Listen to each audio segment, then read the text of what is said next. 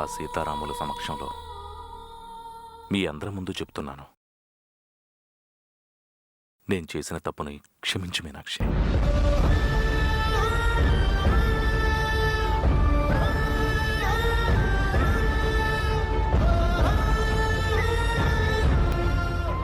వాడేదో తెలియక మాట్లాడాడండి. మీరు కూడా ఏంటండి ఇలా? మీరేం చేసినా నా కోసం చేశారు. నా మీదున్న ప్రేమను చంపుకోలేక అలా చేశారు. దయచేసి మీరిలా మాట్లాడకండి.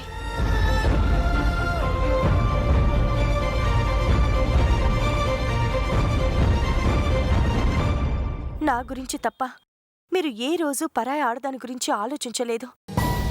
మీ మనసులో నాకు తప్ప మరెవ్వరికీ స్థానం లేదు. నేనే మీ జీవితం, నేనే మీ ప్రపంచం, నేనే మీ ప్రాణం అన్నంతగా నన్ను ప్రేమించారు కాబట్టే అలా చేశారు. మీరు చేసిన దానిలో తప్పేం లేదు.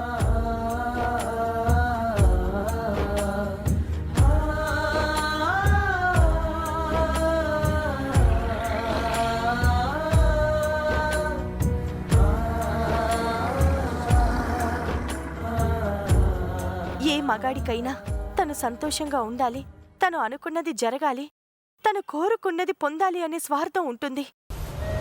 కానీ మీరు నేను సంతోషంగా ఉండాలి, నేను బాగుండాలి, మీ ప్రేమ నాకే దక్కాలి అని ఆలోచించారు, ఆశపడ్డారు. మీ ఆశ నెరవేరదేమోనని ఆవేశపడ్డారు తప్ప మీరే తప్పు చేయలేదు. ఇంకెప్పుడు నన్ను క్షమించమని అడగొద్దు ప్లీజ్.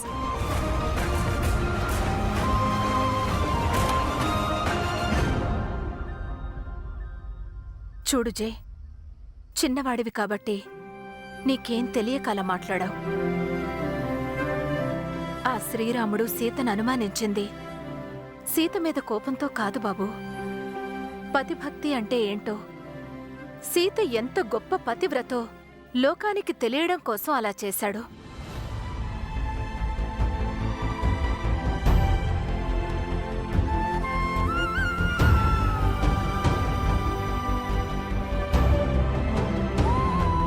భార్యాభర్తలు ఎలా ఉండాలో, వాళ్ళిద్దరి మధ్య ఉన్న బంధం ఎంత గొప్పదో, ఆ బంధాన్ని దూరం చేసుకుంటే ఎన్ని కష్ట నష్టాలుంటాయో అందరికీ తెలియచెప్పడానికి లోక కళ్యాణం కోసమే అలా చేశాడు.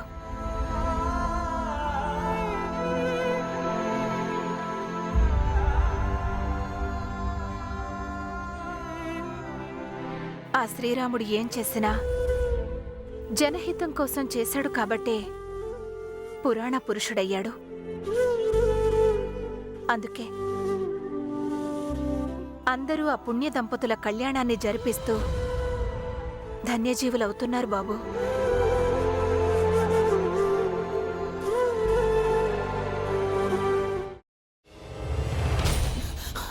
నువ్వు ఇంకేమన్నా చెప్పాలా? ఇంకేమన్నా అబద్ధం చెప్పాలనుకుంటే చెప్పేయి. నేను చూడాలనుకుంటున్నాను నన్ను మోసం చేయడానికి నువ్వు ఎంత నీచానికి దిగజారగలవు అని. ఎందుకు ఆలియా, ఎందుకు నువ్వు ఇలా చేసావు? నీకు తెలుసు కదా నానమ్మ తర్వాత నీ ఒక్కదానిని కదా నేను పూర్తిగా నమ్మేది.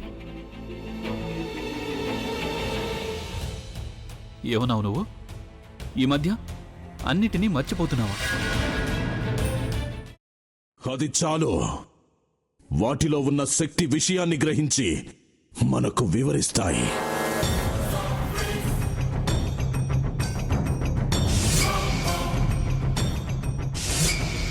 ఎవరు ఆ దండ విప్పొద్దు, గది తలుపులు తెరవద్దు.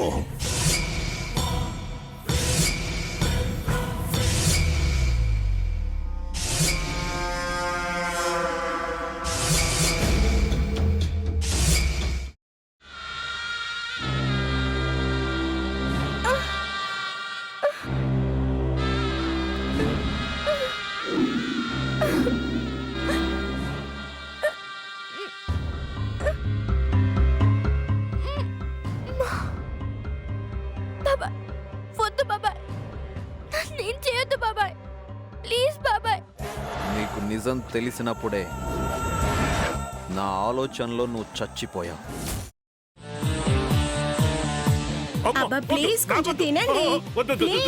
భీమారావు గారు మీరా?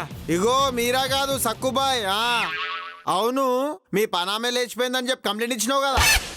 రేయ్, ఆయన కంప్లైంట్ ఇచ్చింది లేచిపోయిందని కాదు, కనిపించడం లేదు అని. అచ్చా, అట్లానా? సరే మేడం. ఇడియట్. ఆ వంట మనిషి పేరేంటన్నారు? రత్తాలు మేడం. ఏం పెద్ద మంచి, నీ వంట మంచిని కూడా మేడం అని పిలుస్తావా? రేయ్ హాఫ్ బ్రెయిన్,